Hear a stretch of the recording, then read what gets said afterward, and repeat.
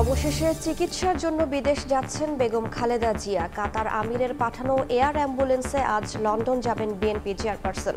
Receive করবেন ছেলে তারেক রহমান। নির্বাচনী হলফনামায় দাখিল করা আয়ের সঙ্গে মিল থাকে না বাস্তবের মিথ্যা তথ্য দিয়েও পার পান অসৎ প্রার্থী। সুশাসন নিশ্চিতে শাস্তিমূলক ব্যবস্থা নেয়ার তাগিদ। নতুন করে আতঙ্ক ছড়াচ্ছে HMPV ভাইরাস। ছড়িয়ে পড়েছে এশিয়ার বিভিন্ন দেশে। আতঙ্কিত না হয়ে মাস্ক ব্যবহার, হাত ধোয়া সহ সতর্ক থাকার পরামর্শ।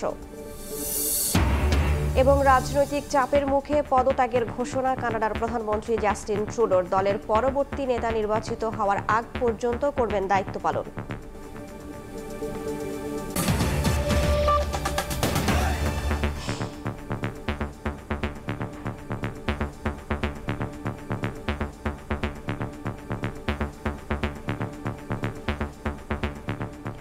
ভোরের সময়ের সঙ্গে আছি আমি রাইসা জান্নাত। অবশেষে আজ রাত 10টায় উন্নত চিকিৎসার জন্য যুক্তরাজ্যের উদ্দেশ্যে রওনা দিচ্ছেন বেগম খালেদা জিয়া। কাতারের আমিরের পাঠানো এয়ার অ্যাম্বুলেন্সে করে রাত 8টায় গুলশানের বাসা থেকে লন্ডনের উদ্দেশ্যে যাত্রা করবেন তিনি। 16 জন সফর সঙ্গীর মধ্যে তার মেডিকেল বোর্ডের 6 জন চিকিৎসক যাচ্ছেন বেগম জিয়ার সঙ্গে।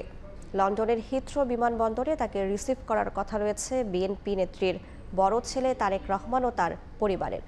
দেশবাসীর প্রতি কৃতজ্ঞতা জানিয়ে সবার কাছে সুস্থতার জন্য দোয়া চেয়েছেন সাবেক প্রধানমন্ত্রী বেগম খালেদা জিয়া। রাজনৈতিক প্রতিহিংসার কারণে বারবার আবেদনের পরও খালি হাতে যাকে ফিরতে হয়েছে শেখ হাসিনার কাছ থেকে, সেই বেগম জিয়া যুক্তরাজ্য যাচ্ছেন চিকিৎসার জন্য। নেতাকর্মী, দল, পরিবার ও চিকিৎসকরাও আশাবাদী বিদেশে চিকিৎসা শেষে সুস্থতা নিয়ে দেশে ফিরবেন তিনি। 2018 সালের 8 ফেব্রুয়ারি দুর্নীতির 2 মামলায় কারাবন্দী হন সাবেক প্রধানমন্ত্রী বেগম খালেদা জিয়া। এরপরে পুরনো ঢাকার নাজিমউদ্দিন রোডের পরিত্যক্ত ও নির্জন কারাগারে থাকতে হয় তাকে। এ সময় নানা রোগে আক্রান্ত হন তিনি। বারবার যেতে হয় রাজধানীর BSMMU হাসপাতালে। পরিবার, চিকিৎসক ও দলের পক্ষ থেকে কয়েক দফা আবেদনের পর তৎকালীন সরকারের নির্বাহী আদেশে 2 বছর 1 মাস 13 দিন কারা অন্তরীণ থাকার পর 2 শর্তে 6 মাসের জন্য অস্থায়ীভাবে মুক্তি পান বেগম জিয়া। শেখ হাসিনার পালিয়ে যাওয়ার আগ পর্যন্ত পর্যায়ক্রমে 6 মাস করে বাড়ানো হয় বিএনপি নেত্রীর এই মুক্তির মেয়াদ। গুলশানের বাসা ফিরোজায় থাকা অবস্থায় বেগম জিয়াকে অসংখ্যবার স্বাস্থ্য পরীক্ষা করা ছাড়াও কয়েক দফা ভর্তি হতে হয় এভারকেয়ার হাসপাতালে। এ সময় অন্যান্য শারীরিক জটিলতার পাশাপাশি লিভার সিরোসিসে আক্রান্ত হন বিএনপি নেত্রী। সে সময়ও চিকিৎসকরা মাল্টিডিসিপ্লিনারি হাসপাতালে চিকিৎসা করাতে দেশের বাইরে নিতে সরকারের কাছে বারবার আবেদন করেও ব্যর্থ হন। দল ও পরিবারের পক্ষ থেকেও একযোগে আবেদন করা হয় শেখ হাসিনার কাছে, কিন্তু সে সুযোগ দেননি আওয়ামী লীগ সভানেত্রী। পরে যুক্তরাষ্ট্রের জন হপকিন্স হাসপাতালের 3 জন বিশেষজ্ঞ চিকিৎসক বাংলাদেশে এসে বেগম জিয়াকে টিপস পদ্ধতিতে এভারকেয়ার হাসপাতালে চিকিৎসা সেবা দেন। জুলাই অভ্যুত্থানে শেখ হাসিনা দেশ ছেড়ে পালাতে বাধ্য হলে গত বছরের 5 আগস্ট রাতেই রাষ্ট্রপতি তাকে মুক্ত ঘোষণা করেন। যদিও বেগম জিয়া সাধারণ ক্ষমা না নিয়ে আইনিভাবেই লড়াই চালিয়ে যান। অবশেষে অভিযোগ প্রমাণ না হওয়ায় 2 মামলাতেই তাকে বেকসুর খালাস দেন সর্বোচ্চ আদালত। মুক্ত হন সাবেক প্রধানমন্ত্রী বেগম খালেদা জিয়া। গত 21 নভেম্বর সশস্ত্র বাহিনী দিবসের অনুষ্ঠানে যোগ দিয়ে 6 বছর পর জনসম্মুখে আসেন তিনি। এর আগে 7ই আগস্ট ভিডিও বার্তায় জনগণের উদ্দেশ্যে কথা বলেন বিএনপি নেত্রী। কয়েক দফা তারিখ পরিবর্তনের পর শারীরিক অবস্থা স্থিতিশীল থাকায় কাতারের আমিরের পাঠানো বিশেষ এয়ার অ্যাম্বুলেন্সে করে লন্ডনে যাচ্ছেন বিএনপি নেত্রী। এই এয়ার অ্যাম্বুলেন্সে ICU সুবিধা ছাড়াও থাকছে তাৎক্ষণিক জীবন রক্ষার সব ধরনের সুবিধা। রাত 8টায় গুলশানের বাসা ফিরোজা থেকে বের হয়ে বিমানবন্দরে পৌঁছে ইমিগ্রেশনের আনুষ্ঠানিকতা শেষে রাত 10টায় লন্ডনের উদ্দেশ্যে যাত্রা করবেন বিএনপি নেত্রী। মাঝে দোহায় যাত্রা বিরতিতে বেগম খালেদা জিয়ার সঙ্গে সাক্ষাৎ করার কথা রয়েছে কাতারের আমির Sheikh Tamim bin Hamad al থানির। এরপরই আবারও যুক্তরাজ্যের হিথ্রো বিমানবন্দরের উদ্দেশ্যে রওনা দেবেন বেগম জিয়া। সেখানে তার বড় ছেলে বিএনপির ভারপ্রাপ্ত চেয়ারম্যান তারেক রহমান ও তার পরিবার, দলের নেতা এবং লন্ডনের চিকিৎসকরা তাকে রিসিভ করবেন। এরপর তাকে নেওয়া হবে দ্য লন্ডন ক্লিনিকে, যেখানে চিকিৎসকদের পরামর্শেই পরবর্তী ব্যবস্থা নেওয়া হবে। বেগম জিয়া যুক্তরাজ্য থেকে যুক্তরাষ্ট্র যাবেন কিনা তা নির্ভর করবে লন্ডন ক্লিনিকের চিকিৎসকদের উপর, এমনটাই জানিয়েছেন তার ব্যক্তিগত চিকিৎসকরা। লন্ডনে যাওয়ার আগে দেশবাসীর কাছে কৃতজ্ঞতা প্রকাশ করে সুস্থতার জন্য দোয়া চেয়েছেন 4 বছর গৃহবন্দী থাকা সাবেক প্রধানমন্ত্রী বেগম খালেদা জিয়া। আহমেদ সালেহীন, সময় সংবাদ, ঢাকা। দুর্নীতির অভিযোগে শেখ হাসিনা ও তার পরিবারের সদস্যদের আত্মপক্ষ সমর্থনের সুযোগ দিতে তলব করবে দুদক। তবে হাজির না হলে বিধি অনুযায়ী ব্যবস্থা নেওয়া হবে বলে জানিয়েছেন সংস্থাটির মহাপরিচালক। এদিন ছাগলকাণ্ডের সমালোচিত এনবিআরের মতিউর সহ স্ত্রী সন্তানদের নামে মামলা করেছে দুদক। অবৈধ সম্পদের মামলায় জড়িয়েছেন সাবেক 2 এমপি। মেগা প্রকল্পে লুটপাট, বিদেশে অর্থ পাচার সহ শেখ হাসিনা ও তার পরিবারের সদস্যদের বিরুদ্ধে দুর্নীতির নানা অভিযোগ অনুসন্ধান করছে দুদক। দুদক মহাপরিচালকের কাছে প্রশ্ন ছিল, বিদেশে থাকা অভিযুক্তদের কিভাবে জিজ্ঞাসাবাদ করা হবে। এটা হচ্ছে আত্মপক্ষ সমর্থনের একটা সুযোগ। আমরা আমাদের আইনানুগ যে প্রক্রিয়া আছে সেটা অনুসরণ করেই তাদেরকে অবহিত করা হবে তাদের বক্তব্য প্রদানের জন্য, আত্মপক্ষ সমর্থনের সুযোগ নেবার জন্য। কেউ যদি সেই সুযোগ না নেয় তাহলে দুর্নীতি দমন কমিশন আইন অনুযায়ী পরবর্তী ব্যবস্থা গ্রহণ করবে। নাটোর 2 আসনের সাবেক এমপি শফিকুল ইসলাম শিমুল ও তার স্ত্রীর বিরুদ্ধে 16 কোটি টাকার অবৈধ সম্পদ এবং 25 কোটি টাকার অস্বাভাবিক লেনদেনের তথ্য পাওয়ায় মামলা করেছে দুদক। প্রায় 22 কোটি টাকার অস্বাভাবিক লেনদেনের অভিযোগে চট্টগ্রাম 16 আসনের সাবেক এমপি মুস্তাফিজুর রহমান ও তার স্ত্রীর বিরুদ্ধেও মামলা করেছে সংস্থাটি। এছাড়া 125 কোটি টাকার অবৈধ সম্পদের প্রমাণ পাওয়ায় ছাগলকাণ্ডের সমালোচিত এনবিআরের সাবেক কর্মকর্তা মতিউর রহমান, তার প্রথম স্ত্রী ও ছেলে মেয়ের বিরুদ্ধে মামলা হয়েছে। মতিউরের বিরুদ্ধে ইতিপূর্বে তো আমরা মামলার তথ্যাদি আপনাদেরকে পরিবেশন, এটা হচ্ছে তার পরিবারের অন্যান্য সদস্যদের, তার প্রথম স্ত্রী, তার সন্তান, তার ছেলে এবং মেয়ের বিরুদ্ধে তারা যে সম্পদ বিবরণী দাখিল করেছেন, উক্ত সম্পদ বিবরণী যাচাই শেষে এই মামলাগুলো তার পরিবারের সদস্যদের বিরুদ্ধে করা হয়েছে। এদিকে দুদকের নাম ভাঙিয়ে চাঁদাবাজের খবর নজরে আসে আসল দুদকের। পরে এ নিয়ে সংবাদ বিজ্ঞপ্তি দিয়ে সংস্থাটি জানায় এ কাজ ভুয়া দুদকের। এতে ক্ষুব্ধ হয়ে প্রতিবাদ জানাতে এসে গ্রেফতার হন 3 জন। পল্টন থানায় 7 জনকে আসামি করে মামলা করে দুদক বলছে অন্তত 200 অভিযান চালিয়ে চাঁদাবাজি করেছে তারা। তাসলিম তৌহিদ, সময় সংবাদ, ঢাকা।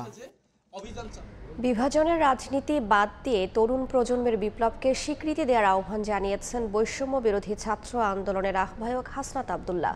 নতজনু পররাষ্ট্রনীতি ছুঁড়ে ফেলে দেওয়ার হুঁশিয়ারি দিয়েছেন জাতীয় নাগরিক কমিটির মুখ্য সংগঠক সার্জিস আলম। ফরিদপুর প্রতিনিধি শিকদার সজলকে সঙ্গে নিয়ে আরও জানাচ্ছেন সঞ্জয় কর্মকার, অভিজিৎ। ছবি তুলেছেন শাহাদাত আকন।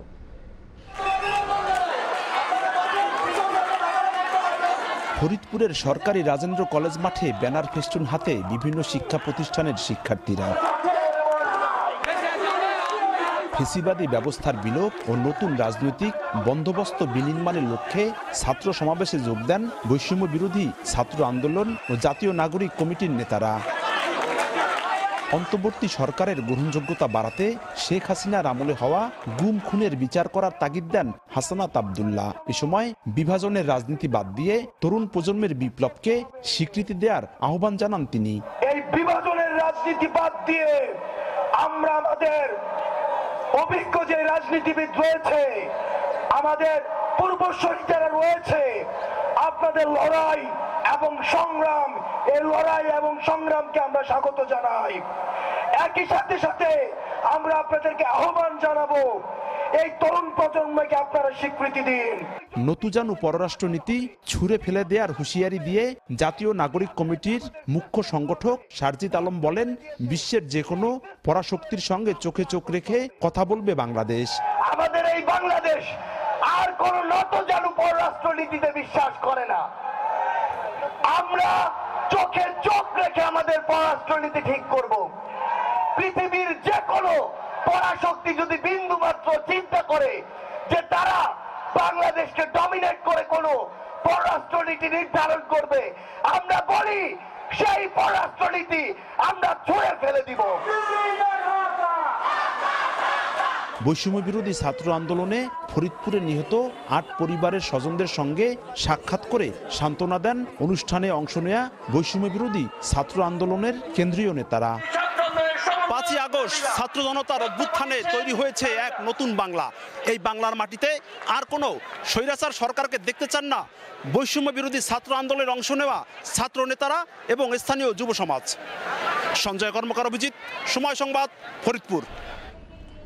দ্রুত জুলাই ঘোষণাপত্র প্রকাশের জন্য অন্তর্বর্তী সরকারের কাছে দাবি জানিয়েছে বৈষম্য বিরোধী ছাত্র আন্দোলন ও জাতীয় নাগরিক কমিটি। সোমবার রাতে রাজধানীর বাংলা মোটরে বৈষম্য বিরোধী ছাত্র আন্দোলনের কেন্দ্রীয় কার্যালয়ের সামনে থেকে লিফলেট বিতরণ কর্মসূচির আগে এসব কথা জানান তারা। লিফলেট বিতরণ বাংলা মোটর থেকে শুরু হয়ে কারওয়ান বাজার এলাকা ঘুরে আবার বাংলা মোটরে এসে শেষ হয়। এর আগে লিফলেট বিতরণ কর্মসূচির বিস্তারিত বর্ণনা দেন তারা। জানান, মঙ্গলবার থেকে রাজধানী সহ সারা দেশে এই লিফলেট বিতরণ কর্মসূচি অনুষ্ঠিত হবে। গণ অভ্যুত্থানে বৈষম্য বিরোধী ছাত্র আন্দোলনের অবদানের কথা ঘোষণাপত্রে তুলে ধরার জন্য সরকারের প্রতি দাবি জানানো হয় কর্মসূচি থেকে। জুলাই অভ্যুত্থানের ঘোষণাপত্রের বিষয়ে আমাদের বক্তব্য পরিষ্কার করতে এবং জনগণের আকাঙ্ক্ষার জায়গাগুলো কি সেগুলো জানতে আমরা লিফলেট বিতরণ কর্মসূচি হাতে নিয়েছি। আমরা মনে করি বাংলাদেশের বিদ্যমান যে সংবিধান আছে, এই সংবিধান ৭১-এর আকাঙ্ক্ষা এবং ২৪-এর আকাঙ্ক্ষাকে ধারণ করে না। অতএব ৭১ এবং ২৪-এর আকাঙ্ক্ষাকে ধারণ করতে আমাদের নতুন সংবিধান প্রয়োজন। নতুন সংবিধান প্রণয়নের জন্য একটি গণপরিষদ নির্বাচন অত্যন্ত আবশ্যকীয় বিষয় হয়ে দাঁড়িয়েছে।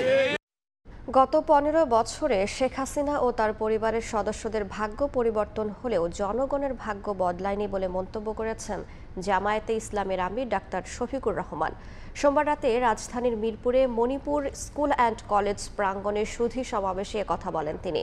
বলেন, গত ৫৩ বছরে দেশের মানুষ কাঙ্ক্ষিত অর্থনৈতিক মুক্তি পায়নি। বিগত সরকার ১.৫ দশকে দুর্নীতি ও দুঃশাসনের মাধ্যমে লাভবান হলেও নিপীড়িত এবং অধিকার বঞ্চিত হয়েছে জনগণ। পরে সুধী সমাবেশে অর্ধশত পরিবারকে রিকশা ও সেলাই মেশিন উপহার দেয় জামায়াতের আমির।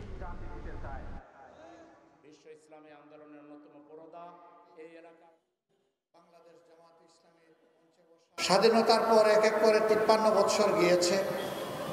বহু জাতির ঘুরে দাঁড়াতে ২, ৪, ৫ বছর লেগেছে।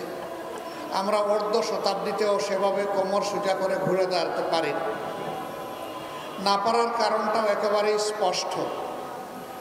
দুইটা জিনিসই আমাদের এখনো সঙ্গ দিয়ে চলছে। দুই যন্ত্রণা থেকে আমরা কোনোভাবেই মুক্তি পাচ্ছি না। একটা দুঃশাসন, আরেকটা হচ্ছে দুর্নীতি। খরচ কমাতে একই দিনে জাতীয় ও স্থানীয় নির্বাচন করার পক্ষে স্থানীয় সরকার সংস্কার কমিশন। সোমবার সকালে রাজধানীর আগারগাঁওয়ে গণমাধ্যম কর্মীদের সঙ্গে মতবিনিময় সভায় একথা বলেন কমিশন প্রধান ডক্টর তোফায়েল আহমেদ। জানান, এতে সরকারের খরচ কমে নামবে ৬০০ কোটি টাকায়। রাষ্ট্র সংস্কারের অংশ হিসেবে ১৬টি কমিশন গঠন করে অন্তর্বর্তী সরকার। এর মধ্যে অন্যতম স্থানীয় সরকার সংস্কার কমিশন। সোমবার রাজধানীর স্থানীয় সরকার ইনস্টিটিউটে সংবাদকর্মীদের সঙ্গে বসেন তোফায়েল আহমেদ নেতৃত্বাধীন এই কমিশন। এতে স্থানীয় ভোট দলীয় প্রতীকে না করা, না ভোটের বিধান রাখা, সংসদ সদস্যদের স্থানীয় সরকারের ভোটে হস্তক্ষেপ না করা, নারী প্রতিনিধিদের ক্ষমতায়ন বাড়ানো সহ বেশ কিছু সুপারিশ তুলে ধরেন সাংবাদিকরা।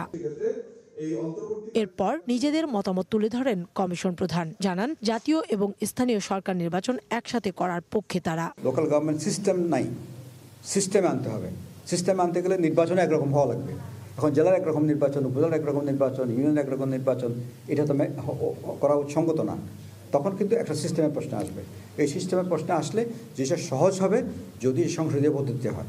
স্থানীয় সরকারের প্রতিষ্ঠান ও জনপ্রতিনিধিদের কাজের উপর এমপিরা যাতে অযাচিত নিয়ন্ত্রণ করতে না পারেন সে বিষয়ে সুপারিশ করা হবে বলেও জানান তোফায়েল আহমেদ। মিনিস্ট্রিগুলো থেকে সার্কুলারগুলো আসে লোকাল গভর্নমেন্টের বিভিন্ন ডেভেলপমেন্টে, ওখানেও কিন্তু একটা লাইন জুড়ে দেওয়া হয়, এমপি সাহেবের পরামর্শ করিবেন বা শুনিবেন, এরকম কথা আছে বলা।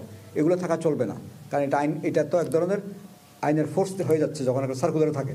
এছাড়া স্থানীয় সরকারের পার্বত্য জেলাগুলোর ভূমিকা নিয়ে সংস্কারের প্রস্তাব নিয়ে ভাবছে স্থানীয় সরকার সংস্কার কমিশন। শুধু লোকাল গভর্নমেন্ট টাকা দিয়ে চলে না। কাউসারা চৌধুরী কুমু, সময় সংবাদ, ঢাকা। সংস্কার কমিটিগুলোর প্রতিবেদন চলতি মাসেই দেয়া হবে বলে জানিয়েছেন গৃহায়ন, গণপূর্ত ও শিল্প উপদেষ্টা আদিলুর রহমান খান। সোমবার বিকেলে মুন্সিগঞ্জ আদালতে জুলাই স্মৃতি সংযোগ করিডোরের ভিত্তিপ্রস্তর স্থাপন অনুষ্ঠানে তিনি কথা জানান। রাজনৈতিক দলগুলোর সঙ্গে আলোচনা ও পরামর্শের মাধ্যমে নির্বাচন আয়োজনের প্রক্রিয়ার দিকে সরকার এগিয়ে যাবে বলেও এ সময় জানান তিনি। এদিকে ভিত্তিপ্রস্তর স্থাপনের পর আদালত চত্বরে বৃক্ষরোপণ করেন উপদেষ্টা আদিলুর রহমান খান।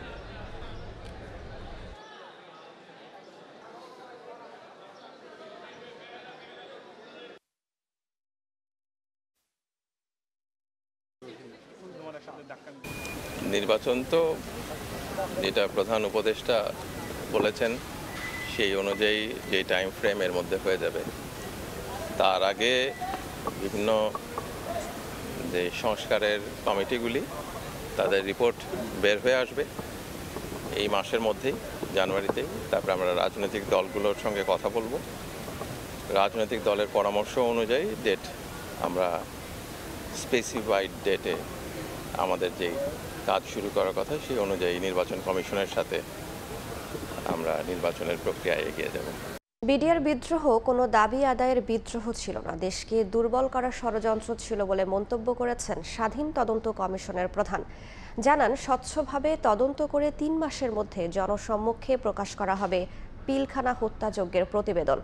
শেখ হাসিনাকেও আনা হবে জিজ্ঞাসাবাদের আওতায়। রাওয়া কনভেনশন সেন্টারে মতবিনিময় সভায় প্রকৃত ঘটনা উন্মোচন করে বিচার নিশ্চিতের দাবি জানান শহীদ পরিবারের সদস্যরা। ভয়ঙ্কর নির্যাতনের শিকার হয়ে বেঁচে ফেরেন 55 জন। এখনো বয়ে বেড়ানো দগদগে ক্ষত ক্ষোভের স্ফুলিঙ্গ হয়ে চোখে মুখে ফুটে ওঠে তাদের স্মৃতিচারণে। চরমভাবে নির্যাতিত করে রক্তাক্ত করলো এবং আমাকে গলা টিপে তারা হত্যা করছিল।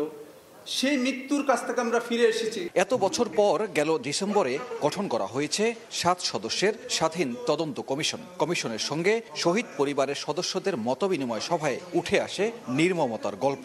সঠিক বিচার না হওয়ার আক্ষেপ নিয়ে দিন পার করছেন স্বজনহারারা। একটা মানুষ তো প্রতিবাদ করলো না আমাদের বাবার হত্যার সময়। তখন তারা যদি প্রতিবাদ করতো, এতগুলো অফিসার তো আসলে নৃশংসভাবে হত্যাকাণ্ডে মারা যেত না। বিডিআর হত্যাকাণ্ডকে সার্বভৌমত্বের উপর আঘাত দাবি করে শহীদ পরিবারের স্বজনদের দাবি, সুষ্ঠু তদন্তের মাধ্যমে উন্মোচিত হোক প্রকৃত ঘটনা, বিচার হোক দোষীদের। তবে 7 সদস্যের কমিশনের মধ্যে একজনকে নিয়ে আপত্তি জানান তারা। এটা শুধু আমার বাবা মার হত্যা না, এটা 57 মিলিটারি অফিসার্স হত্যা না, এটা বিডিআর ধ্বংসের হত্যা না, এটা সেনাবাহিনী ধ্বংসের হত্যা না, এটা বাংলাদেশের সভরেন্টি ধ্বংসের একটা বিষয়। বিডিআরের সদস্যদের দ্বারা এত বড় একটা ঘটনা পরিকল্পিতভাবে করা এবং এই জিনিসটা বাস্তবায়ন করা কোনোভাবে তাদের পক্ষে সম্ভব নয়। নিরপেক্ষভাবে কাজ করার কথা জানিয়ে কমিশনের সভাপতি বললেন, 3 মাসের মধ্যে প্রকাশ করা হবে তদন্ত প্রতিবেদন। শেখ হাসিনা তিনি ভারতে অবস্থান করছেন। আমরা চেষ্টা করব ফরেন মিনিস্ট্রির মাধ্যমে কিংবা ডাইরেক্টলি আমরা, যেটা আমাদের জন্য আইনগতভাবে সিদ্ধ, ভারতীয় হাই কমিশনের সঙ্গে আমরা যোগাযোগ করে হয় তাকে এক্সট্রাডাইট করার জন্য আমরা বলবো, কিংবা আমাদের টিম সেখানে গিয়ে তার ইন্টারভিউ নেবে। এ সময় পিলখানা হত্যায় ভারতের জড়িত থাকার অভিযোগ নিয়ে প্রমাণ দেওয়ার আহ্বান জানান কমিশন সভাপতি। ভারতের পাকিস্তানের আইএসআই। সানবীর রূপল, সময় সংবাদ, ঢাকা। এখন থেকে সাদা পোশাকে আর কাউকে গ্রেফতার করা যাবে না, থাকতে হবে জ্যাকেট, দেখাতে হবে আইডি কার্ড। ঢাকা মহানগর গোয়েন্দা পুলিশ কার্যালয় পরিদর্শন শেষে কথা জানিয়েছেন স্বরাষ্ট্র উপদেষ্টা জাহাঙ্গীর আলম চৌধুরী। ডিবি কার্যালয় সহ দেশের কোথাও আয়নাঘর কিংবা ভাতের হোটেল থাকবে না বলে আবারও স্পষ্ট করেন তিনি। এর আগে আগারগাঁওয়ে পাসপোর্ট অধিদপ্তর পরিদর্শন শেষে উপদেষ্টা জানান, চলতি বছর সব পাসপোর্ট পাসপোর্টে রূপান্তরের চেষ্টা চলছে।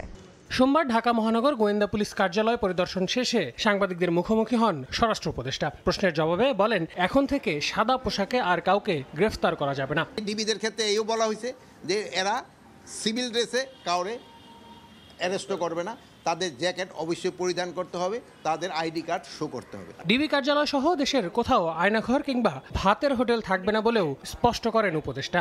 আয়নাঘর বলতে কোনো কিছু থাকবে না, এখানে কোনো ভাতের হোটেলও থাকবে না। এদিকে আগারগাঁওয়ে পাসপোর্ট ও বহিরাগমন অধিদপ্তর পরিদর্শন করে স্বরাষ্ট্র উপদেষ্টা বলেন, বাংলাদেশে অবস্থানরত অবৈধ বাসিন্দাদের বিষয়ে 31 জানুয়ারির পর আইনি ব্যবস্থা নেওয়া হবে। এছাড়া চলতি বছর সব পাসপোর্ট পাসপোর্টে রূপান্তরের চেষ্টা চলছে বলেও জানান তিনি। তাদের কোনো ভিসা নেই, ভিসা ছাড়া কিন্তু আমাদের দেশে তারা থাকতেছে এবং চাকরি বাকরি করতেছে। তাদের ক্ষেত্রে 31 জানুয়ারির ভিতরে তাদের আইনগত ব্যবস্থা নিব। আর এখনও যারা ধরেন যে যারা ভিসা ব্যতীত যারা আছে, যারা যদি ধরা পড়ে তারা আমরা বিদেশে পাঠাই দিব। রোহিঙ্গারা যাতে বাংলাদেশের পাসপোর্ট ব্যবহারের সুযোগ না পায় সেজন্য কাজ চলছে বলেও জানান স্বরাষ্ট্র উপদেষ্টা। আল আমিন তুষার, সময় সংবাদ, ঢাকা। একটা সময় রংপুরের মৎস্যজীবীদের জীবন জীবিকা নির্ভরশীল ছিল নদী ও বিলের ওপর। তবে রাজস্ব আয়ের জন্য সরকার বিল ইজারা দেওয়া শুরু করলে গত 2 দশক ধরে অর্থ ও প্রভাব খাটিয়ে বিলগুলো দখলে নিচ্ছে মৎস্য ব্যবসায়ীরা। যদিও বিলগুলো জেলেদের জন্য বরাদ্দ থাকার কথা ছিল। মৎস্য উপদেষ্টা বলছেন, উন্মুক্ত এসব জলাশয়ে ইজারা দেয়া বিগত সরকারগুলোর ভুল নীতি। এসব সংশোধনের উদ্যোগ নেওয়া হবে। শাকিল মাহমুদের ছবিতে নাজমুল ইসলাম নিশাতের রিপোর্ট। 29.45 হেক্টর আয়তনের রংপুরের কাফরিখাল বিলটি গেল 20 বছর ধরে ইজারা দিচ্ছে সরকার। ফলে স্থানীয় মৎস্যজীবীরা বিলে মাছ ধরতে পারেন না। বিভিন্ন সংগঠনের মাধ্যমে রাজনৈতিক প্রভাব খাটিয়ে এসব বিল এখন মৎস্য ব্যবসায়ীদের দখলে। শুধু রংপুর জেলাতেই ছোট বড় মিলিয়ে ইজারা দেয়া হয়েছে 167টি বিল। এলাকাবাসী বলছেন, বিল ব্যবস্থাপনায় ইজারা নীতি সরকারের রাজস্ব আয় বাড়লেও নিম্নমুখী করছে জেল ও দরিদ্র জনগোষ্ঠীর জীবনমান। সরকার থেকে এখন লিস্ট দিয়েছে, তারা তো আর নাম বের দেয় না। তার কোনো বাইরে কোনো ইনকাম নাই, কোনো কাজ করা চলে না, এই নদী দিয়ে ওরা চলে। অনেক গরিব মানুষ চলে নদী দিয়ে, এমনকি নদীর মাছ মারতে যায় না। কি অবস্থা আছে সরকার থেকে তো বাদী হয়ে আছে, সেটা মাছ মারতে সবাই সুবিধা হবে, মাছ মাছ ধরি খাইবে, বেচাবে, গরিব মানুষ প্রতিফল হবে। বেসরকারি প্রতিষ্ঠান রিভার অ্যান্ড পিপলের গবেষণা বলছে, শতকরা 85 জন জেলে বিলগুলোতে মাছ ধরার অধিকার হারিয়েছে। 70% জেলে বিকল্প পেশায় যেতে বাধ্য হয়েছেন, আর 60% জেলে পরিবারের পুষ্টি ও স্বাস্থ্য পরিস্থিতির অবনতি হয়েছে। একটা জীবন চক্র যখন ভেঙে পড়ে, এই যে জীববৈচিত্র্যের যখন ক্ষতি হয়, তখন ধীরে ধীরে কিন্তু সেটা মানুষেরই ক্ষতি। সম্প্রতি রংপুর সফরে এসে মৎস্য উপদেষ্টা জানান, বিলগুলো ইজারার সিদ্ধান্ত বিগত সরকারগুলোর ভুল নীতি। এর পরিবর্তনে উদ্যোগ নেয়ার আশ্বাস তার। জলাশয়গুলোকে দিয়ে বাণিজ্য করার জায়গা না, তো কাজে এই জায়গাগুলোকে আমরা পরিবর্তন করার চেষ্টা করছি। ভূমি মন্ত্রণালয়ের এই যে কতগুলো আমাদের ভুল নীতি হয়ে আসছে, এগুলো কিন্তু মানুষের জীবন জীবিকাকে নষ্ট করে দিচ্ছে। এগুলো আমরা অবশ্যই পরিবর্তন করব। গবেষণায় আরও উঠে এসেছে, বিলগুলোতে 45% প্রাকৃতিক মাছের প্রজাতি বিলুপ্ত হয়েছে। সংকটে পড়েছে জীববৈচিত্র্য। বিল ব্যবস্থাপনায় লিজ প্রক্রিয়ার ফলে জেলেদের জীবন ও জীবিকা যে সংকটে পড়েছে, তা শুধু একটি সম্প্রদায়ের সমস্যা নয়, এটি একটি বিশাল জনগোষ্ঠীর অর্থনৈতিক সমস্যাও বটে। জাল জার জল তার এই নীতি বাস্তবায়ন এবং জেলেদের জন্য দীর্ঘমেয়াদে উদ্যোগ নেওয়া গেলে এই সংকট সমাধান করা সম্ভব বলে মনে করেন সংশ্লিষ্টরা। নাজমুল ইসলাম নিশাত, সময় সংবাদ, রংপুর। কোথাও উঠে গেছে কার্পেটিং, আবার কোথাও সৃষ্টি হয়েছে খানাখন্দ। বেহাল দশা রংপুর সিটি কর্পোরেশনের বেশিরভাগ সড়কের। এতে যাতায়াতে ভোগান্তি পোহাতে হচ্ছে নগরবাসীকে। তবে বরাদ্দ না থাকায় রাস্তা সংস্কার সম্ভব হচ্ছে না বলছে সিটি কর্পোরেশন। আব্দুর রশিদ জীবনের রিপোর্ট। জিএল রায় রোড, রংপুর নগরীর জাহাজ কোম্পানি থেকে সাতমাথা পর্যন্ত 4.5 কিলোমিটার সড়কটিতে সৃষ্টি হয়েছে খানাখন্দ। চলাচলে দুর্ভোগের পাশাপাশি বেড়েছে ঝুঁকিও। একই দৃশ্য জুম্মাপাড়া, মুলাটোল, বুড়িরহাট, কদমতলা সহ নগরীর বেশিরভাগ এলাকার সড়কের। নগরবাসী বলছেন, দীর্ঘদিন ধরে সংস্কার না করায় চলাচলের অনুপযোগী হয়ে পড়েছে রাস্তাগুলো। রাস্তা যখন তৈরি করে তখন পিচের উপর দিয়ে পিচ, কোনো খোয়া টোয়া দেয় না আর কি। কারো বাচ্চা পড়ে যাচ্ছে, কারো বউ পড়ে যাচ্ছে, কারো ব্যাগ পড়ে যাচ্ছে। এমনিভাবে এই রাস্তাটার আজকে দীর্ঘদিন এই দুর্গতি। যখনই দেখি রাস্তা 1 মাস 1.5 মাসের মধ্যে রাস্তার এই অবস্থা হয়ে যায়। নগরীর বর্ধিত এলাকার সড়কগুলোর অবস্থা আরও খারাপ। আগামী বর্ষার আগেই সংস্কারের দাবি নগরবাসীর। অটো চললে মনে হয় যে আমরা ট্রেনের মধ্যে চলতেছি, একবার এইদিকে একবার এইদিকে একবার এইদিকে। বাইকে যাতায়াত করলে মনে হয় বাইকের আগে হাঁটি যাতায়াত করি, যে অবস্থা তৈরি হয়েছে। এই জায়গাটায় খুব দ্রুত তাদের হাতে যে প্রশাসনিক ক্ষমতাগুলো, ডেভেলপমেন্টের যে কাজগুলো ছিল, এই রুটিন কাজগুলো কিন্তু অব্যাহত রাখা দরকার। তবে সিটি কর্তৃপক্ষ বলছে, চলতি অর্থ বছরে বরাদ্দ না থাকায় সড়ক সংস্কার সম্ভব হচ্ছে না। আমরা আশা করছি যে নতুন যে অন্তর্বর্তীকালীন সরকার রয়েছে, তারা বিশেষ বিবেচনায়, যেহেতু আমাদের প্রধান উপদেষ্টাও আমাদের আশার বাণী শুনিয়েছেন যে রংপুরকে তারা এগিয়ে রাখবেন, তা আমরা আশা করছি নতুন অর্থ বছরে আমরা কিছু বরাদ্দ পাবো। 203 বর্গ কিলোমিটার আয়তনের রংপুর নগরীর মোট সড়কের দৈর্ঘ্য প্রায় 1,500 কিলোমিটার, যার মধ্যে কাঁচা রাস্তা রয়েছে প্রায় 500 কিলোমিটার। আব্দুর রশিদ জীবন, সময় সংবাদ, রংপুর। 2024 সালে কুড়িগ্রামের পৌর এলাকায় 7টি সড়ক সংস্কার করা হয়। তবে 1 বছর না যেতেই এসব সড়কের বিভিন্ন স্থান দেবে গেছে, ধরেছে ভাঙন। এতে চলাচলে প্রতিনিয়তই সৃষ্টি হচ্ছে ভোগান্তি। স্থানীয়রা বলছেন, সড়ক সংস্কারকালীন ওঠা অনিয়মের অভিযোগ আমলেই নেয়নি ঠিকাদার বা পৌর কর্তৃপক্ষ। সম্প্রতি এ বিষয়ে তদন্ত শুরু করেছে দুর্নীতি দমন কমিশন। জানিয়েছে প্রাথমিকভাবে মিলেছে সংস্কার কাজে অনিয়মের সত্যতা। দুদকের প্রতিবেদনের ওপর ভিত্তি করে পরবর্তী পদক্ষেপ নেয়ার কথা জানিয়েছে পৌরসভার প্রশাসক। জামিল মিয়ার ছবিতে বাদশা সৈকতের রিপোর্ট। ভেঙে গেছে সড়কের দুই পাশ, আবার অনেক স্থান দেবে যাওয়ায় ভরাট করা হয়েছে মাটি দিয়ে। এতে চলাচলে প্রতিনিয়তই সৃষ্টি হচ্ছে ভোগান্তি। অথচ সড়কগুলো সংস্কারের পর পার হয়নি এক বছরও। 2024 সালের বিভিন্ন সময় কুড়িগ্রাম শহরের কয়েকটি এলাকার 60টি সড়ক সংস্কারের উদ্যোগ নেয় পৌর কর্তৃপক্ষ। স্থানীয়রা জানান, সে সময় সড়ক সংস্কারে নিম্নমানের নির্মাণ সামগ্রী ব্যবহারের প্রমাণ পাওয়া যায়। তারা অভিযোগ করেন, অনিয়মের প্রতিবাদ করলেও আমলে নেয়নি সংশ্লিষ্ট ঠিকাদার। এই রাস্তাটার মধ্যে গাড়ি চলা অসম্ভব, মানে গাড়ি চলা যায় না, রিস্ক হয়ে যায়, যে কোনো মুহূর্তে একটা দুর্ঘটনা হওয়ার পায়। যারা কাজ করছিল আমরা তাদেরকেই বলছি যে রাস্তার এত নিচে করে ঢালাই দেয়।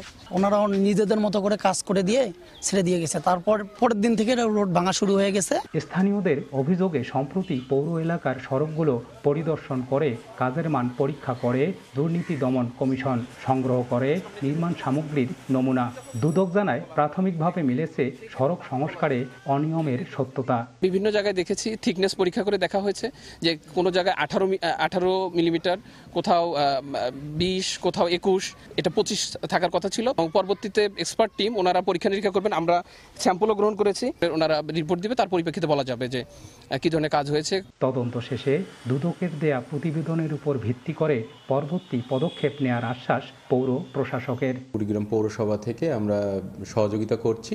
এখন যেহেতু তারা তদন্ত চলমান আছে, চলমান রিপোর্ট আসুক, দেখার পরে আমরা পরবর্তী বিষয়টা দেখব। দুদকের তদন্তাধীন কুড়িগ্রাম পৌর এলাকার 60টি রাস্তার দৈর্ঘ্য 7.27 কিলোমিটার।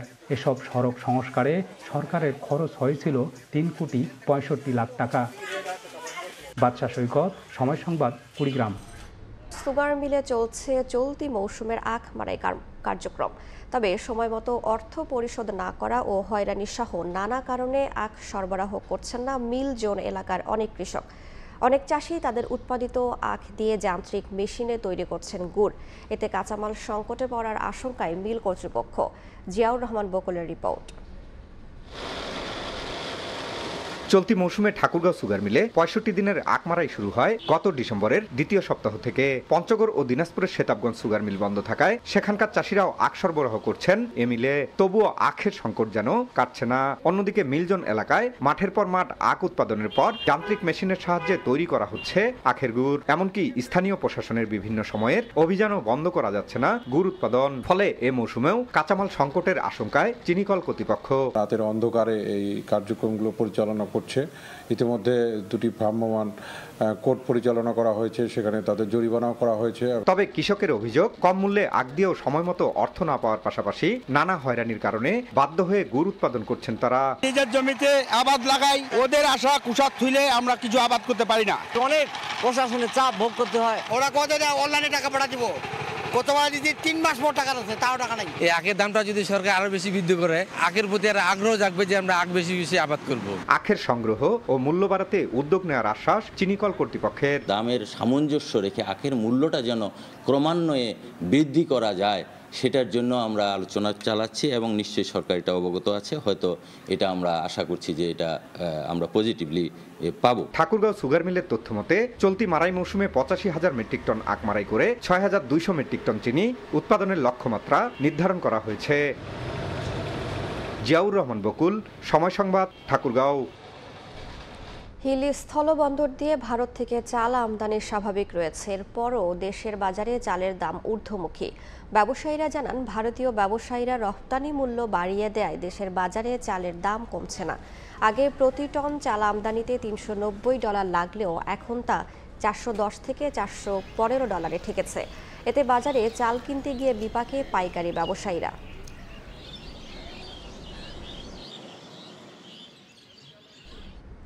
লাভজনক হওয়ায় দিনাজপুরের হাকিমপুর উপজেলায় দিন দিন বাড়ছে সরিষার আবাদ।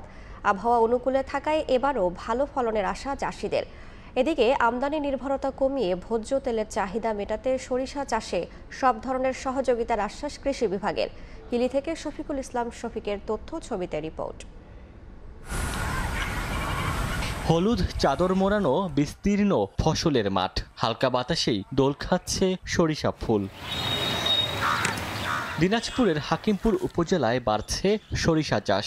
আমন ধানের পর ডিসেম্বর থেকে ফেব্রুয়ারি মাস থাকে বিরতি, এরপর আবারও এই মাঠে শুরু হয় ইরি বোরো চাষ।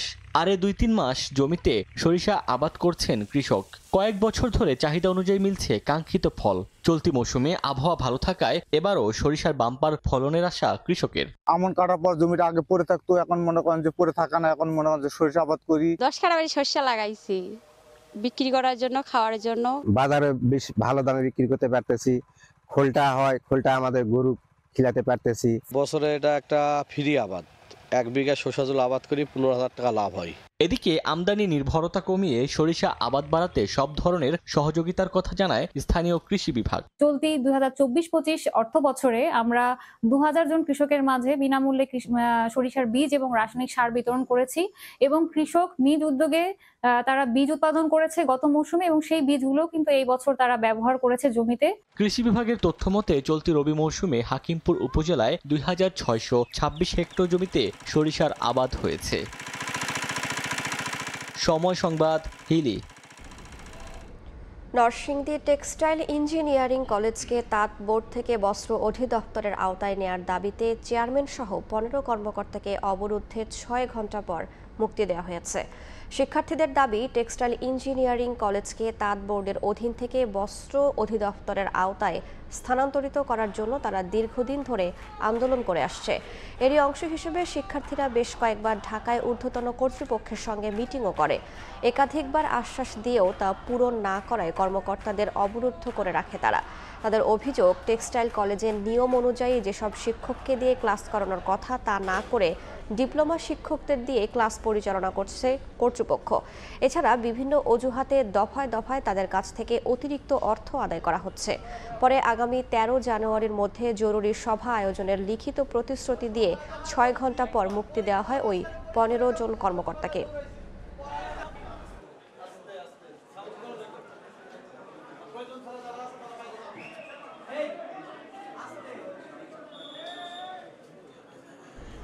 বাংলাদেশের সেনাবাহিনীর 66 পদাতিক ডিভিশনের অধীনস্থ গাইবান্ধা সেনা ক্যাম্পের উদ্যোগে অসহায় মানুষের মাঝে কম্বল বিতরণ করা হয়েছে। সোমবার দুপুরে গাইবান্ধা সেনা ক্যাম্পের তত্ত্বাবধানে জেলার পলাশবাড়ী উপজেলার বেতকাপা ইউনিয়নের সাতারপাড়া সরকারি প্রাথমিক মাঠে কম্বল বিতরণ অনুষ্ঠানের আয়োজন করা হয়। এ সময় উপস্থিত ছিলেন গাইবান্ধা সেনা ক্যাম্পের কমান্ডার মেজর রকুনুজ্জামান জয়, লেফটেন্যান্ট রিজভি আহমেদ সহ সেনাবাহিনীর অন্যান্য কর্মকর্তারা। শতাধিক শীতার্থ মানুষকে দেওয়া হয় শীতবস্ত্র।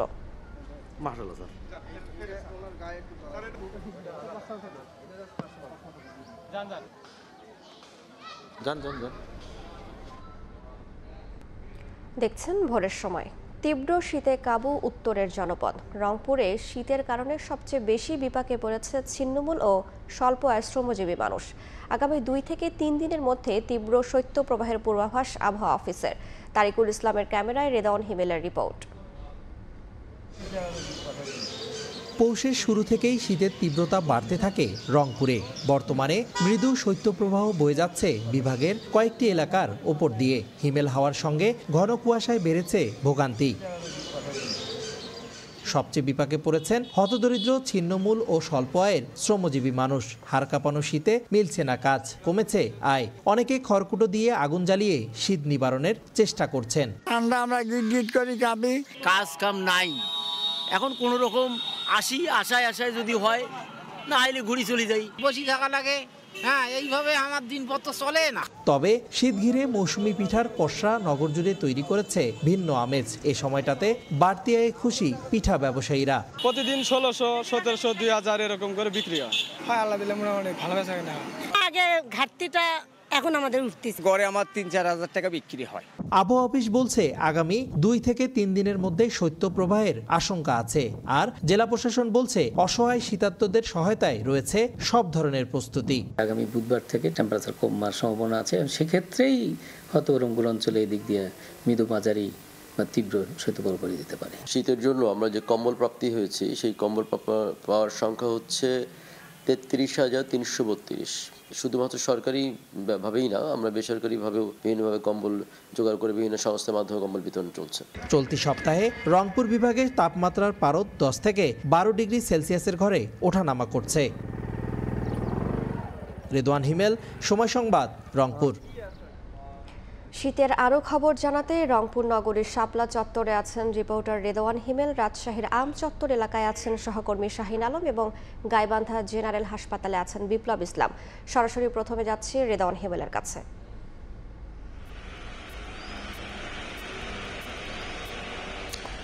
আপনাদেরকে প্রথমে জানিয়ে রাখি, গত কয়েকদিন থেকে উত্তরের জেলাগুলোতে কিন্তু মৃদু শৈত্যপ্রবাহ বইছে। আজকে রংপুর জেলার কথা যদি একটু বলি, রংপুর জেলায় কিন্তু এই মুহূর্তে আজকে আমরা আবহাওয়া অফিসের সঙ্গে কথা বলছি, তারা যেমনটি জানিয়েছেন আজকে সর্বনিম্ন তাপমাত্রা বিরাজ করছে 15.4 ডিগ্রি সেলসিয়াস। সেই সাথে বাতাসের আর্দ্রতাও রয়েছে কিন্তু 96%।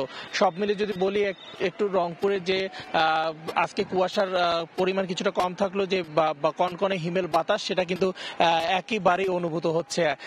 সবচেয়ে বেশি কিন্তু এই কুয়াশা এবং ঠান্ডার কারণে সবচেয়ে বেশি বিপাকে পড়েছেন রংপুর অসহায় এবং ছিন্নমূল মানুষরা। আমি প্রথমে একটি বিষয় বলে রাখি যে প্রতিনিয়ত রংপুর জেলা শহরে কিন্তু ভোর থেকেই এই জেলা শহরে যে সিটি বাজার রয়েছে সেখানে কিন্তু বিভিন্ন ধরনের কাঁচা শাকসবজি নিয়ে আমরা দেখেছি যে রিক্সা চালক ভ্যান চালকদেরকে আসতে, তখনই কিন্তু এই অতিরিক্ত ঠান্ডার কারণে তারা কয়েকবার যখন অতিরিক্ত সময়ের কিন্তু তারা অতিবাহিত হয় এবং সেক্ষেত্রে কয়েক জায়গায় তারা থেমে খড়কুটো জ্বালিয়ে কিন্তু সেটাকে শীত নিবারণ চেষ্টা করে, আবারও সেখান থেকে কিন্তু তারা এই পণ্যগুলো নিয়ে আবার রংপুরের সিটি বাজারে আসে। সব মিলে তারা আমাদেরকে যেমনটি জানিয়েছেন এই অতিরিক্ত ঠান্ডা এবং কুয়াশার কারণে তাদের কিন্তু অনেক এই সময়টাতে অনেক কষ্ট পোহাতে হয়। সেই সাথে আমরা দেখেছি রেল স্টেশন, বাস স্ট্যান্ড, বিভিন্ন অসহায় ছিন্নমূলরা যেখানে দিন যাপন এবং রাত্রি যাপন করে সেখানেও তাদের কিন্তু কষ্টের সীমা পরিসীমা থাকে না। একেবারে তারা যেমনটি বলছেন এই সময়টাতে কিন্তু তারা সেই রকম শীতবস্ত্র পান না এবং সেক্ষেত্রে কিন্তু তাদেরকে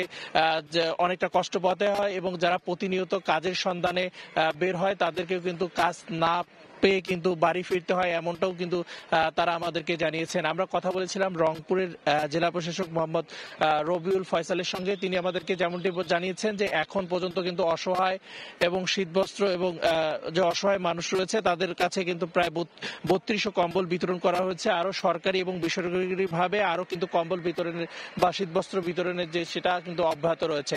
সব মিলে রংপুরে ছিল আমার কাছে এই শীতের খবর। আরো খবর জানতে এই মুহূর্তে চলে যাচ্ছি রাজশাহীতে, সেখানে রয়েছে সহকর্মী শাহিন আলম।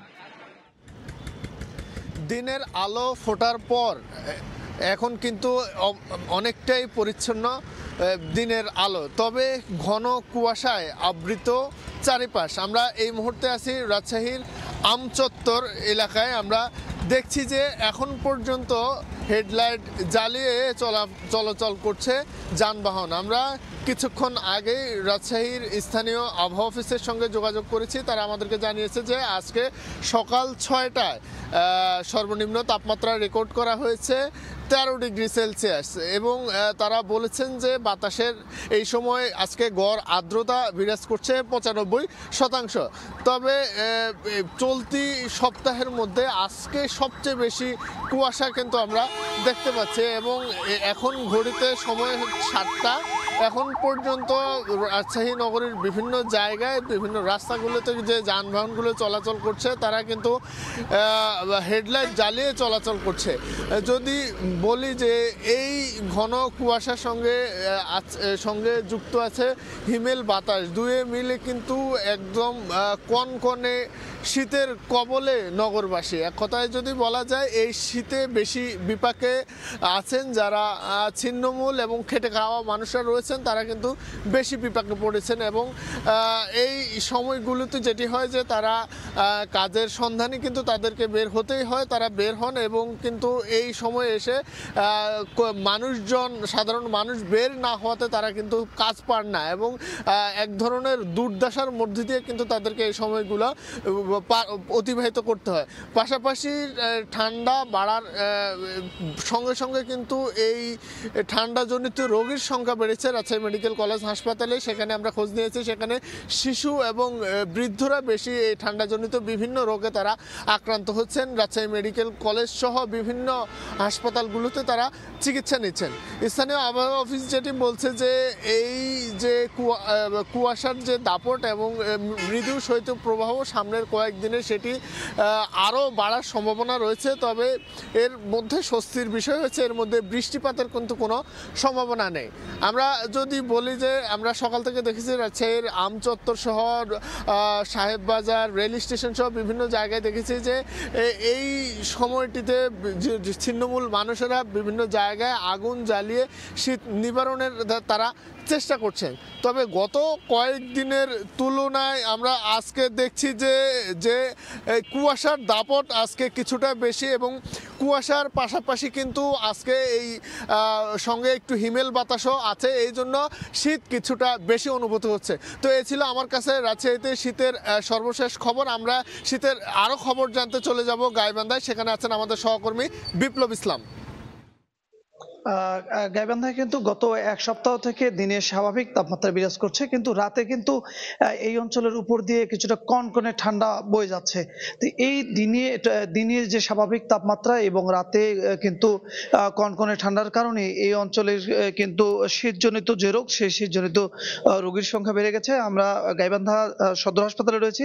এই সদর হাসপাতালে আমরা দেখছি যে গত কয়েকদিন থেকে এই ভিন্ন মাত্রার আবহাওয়ার কারণে কিন্তু অসুস্থ রোগীর সংখ্যা বাড়ছে এবং প্রতিদিন যেটি ধারণ ক্ষমতা তার অধিক কিন্তু রোগী হাসপাতালে আসছে বলে হাসপাতাল কর্তৃপক্ষ জানিয়েছে।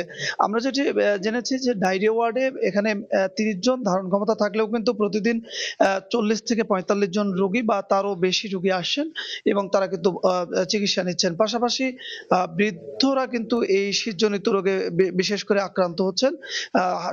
হাসপাতাল কর্তৃপক্ষ যেটি বলছেন যে এই শীতজনিত রোগের কারণে কিন্তু আমরা দেখছি যে জ্বর, সর্দি, কাশি এবং বিশেষ করে ডায়রিয়া জনিত রোগীর সংখ্যা কিন্তু বেড়ে গেছে। বিশেষ করে উপজেলা স্বাস্থ্য কমপ্লেক্সগুলোতে কিন্তু রোগীর সংখ্যা আমরা শুনেছি যে সবচেয়ে বেশি। আমরা এই জেলায় যে বৈরী আবহাওয়া, এই বৈরী আবহাওয়ায় আমরা দেখছি যে চর অঞ্চলগুলোর মানুষ কিন্তু নিদারুণ দুর্ভোগে রয়েছে। এই গত 2 সপ্তাহ থেকে কিন্তু এই দিনে যে একেবারে স্বাভাবিক তাপমাত্রা এবং রাতে কিন্তু কনকনে ঠান্ডা এই অঞ্চলের উপর দিয়ে বয়ে যাচ্ছে। আমরা যদিও দেখেছি যে গত কাল পর্যন্ত কিন্তু কিছুটা স্বাভাবিক তাপমাত্রা থাকলেও আজকে আবারও কিন্তু কিছুটা সকালেও শীত অনুভূত হচ্ছে। এই ছিল গাইবান্ধা জেনারেল হাসপাতাল থেকে শীতজনিত রোগের সর্বশেষ খবর। সরাসরি যুক্ত ছিলাম গাইবান্ধা, রাজশাহী ও রংপুরে। ঘন কুয়াশায় মুন্সিগঞ্জের মুক্তারপুর সেতুর 19 নম্বর পিলারে নৌযানের ধাক্কা লেগেছে। এতে সেতুর নিচের নিরাপত্তা বেষ্টনী দেয়াল ভেঙে গেছে। তবে পিলারের কোনো ক্ষতি হয়েছে কিনা তা নিশ্চিত করা যায়নি। ধাক্কা দেওয়া নৌযানটি শনাক্ত করা যায়নি। মুন্সিগঞ্জের মুক্তারপুর সেতুর 19 নম্বর পিয়ার, নৌযানের ধাক্কায় পিয়ারের নিরাপত্তা বেষ্টনীর দেয়াল ভেঙে গেছে। তবে কোনো ক্ষতি হয়েছে কিনা তা নিশ্চিত করা যায়নি। স্থানীয়দের অভিযোগ, ঘন কুয়াশার মধ্যে নৌযানের বেপরোয়া গতি এই দুর্ঘটনার কারণ। তবে সেতুর নিচে সতর্ক বাতি না থাকারও অভিযোগ উঠেছে। আমরা যখন আসি সতর্কভাবে আসি না, ওই যে আমরা ভালো চোখে দেখি না। তারপর আমরা নিজেরা সতর্ক থাকলে আমাদের ব্রিজটা রক্ষা পাবে। বেপরোয়া গতিতে চলাচল করে, চলাচলের গতিতে দেখেন কতগুলা যে বাউন্ডারিটা আছে, ওই বাউন্ডারিটা ভেঙে ফেলাইছে। প্রতিনিয়ত নৌযানগুলা বেপরোয়াভাবে চালায়, এমনকি এটা কিন্তু একদিনে হয় না, এটা একটু একটু করে বাড়তে বাড়তে এ পর্যন্ত এই অবস্থায় আসছে। অভিযোগ অস্বীকার করে সেতু বিভাগ জানায় বিষয়টি খতিয়ে দেখা হচ্ছে। সিসি ক্যামেরা না থাকায় নৌযানটি শনাক্ত করা যায়নি। রাত্রের ওই যে প্রতিবারে যেটা হয় কুয়াশার কারণে ওই লঞ্চগুলা পিয়ারটা দেখতে পারে না। আমাদের লাইট দেওয়া আছে, তারপরেও ফগি ওয়েদারের কারণে না দেখতে পারে, ধাক্কা মারে। ধাক্কা মেরে আমাদের ওই আউটার সাইডের যে প্রোটেকশনটা আছে ওটা ওই কলামগুলা ভেঙে ফেলে। প্রতিবারে রিপেয়ার করি আবার ভাঙ। আমরা রিপেয়ার করতেছিলাম, ওইটা গতবার ভাঙছিল, তারপর রিপেয়ার করে রাখছে, আবার ভেঙে দিচ্ছে। ধলেশ্বরী নদীর উপর 1521 মিটার দীর্ঘ 2 লেনের মুক্তারপুর সেতু নির্মাণের পর 2008 সালের ফেব্রুয়ারি থেকে ঢাকার সঙ্গে মুন্সিগঞ্জের সরাসরি যাতায়াত ব্যবস্থা গড়ে ওঠে। নাসির উদ্দিন উজ্জ্বল, সময় সংবাদ, মুন্সিগঞ্জ। স্বাধীনতার পর জিয়া পরিবারের বিরুদ্ধে সবচেয়ে বেশি ষড়যন্ত্র হয়েছে উল্লেখ করে শামা ওবায়েদ বলেছেন, নতুন বাংলাদেশ গড়তে হলে সকলকে ঐক্যবদ্ধ থাকতে হবে। দেশের প্রতিটি রাজনৈতিক দলকে এক জায়গায় আসতে হবে। সোমবার বিকেলে বাংলাদেশ জাতীয়তাবাদী ছাত্র দলের 46তম প্রতিষ্ঠা বার্ষিকী উপলক্ষে ফরিদপুরের নগরকান্দায় সমাবেশে প্রধান অতিথির বক্তব্যে বাংলাদেশ জাতীয়তাবাদী দল বিএনপির কেন্দ্রীয় কমিটির সাংগঠনিক সম্পাদক শামা ওবায়েদ একথা বলেন। একটি সুস্থ নির্বাচনের দাবি জানিয়ে তিনি বলেন যে গণতান্ত্রিক ধারাগুলোকে শেখ হাসিনা ধ্বংস করেছে, সেগুলোকে ফিরিয়ে আনতে হবে।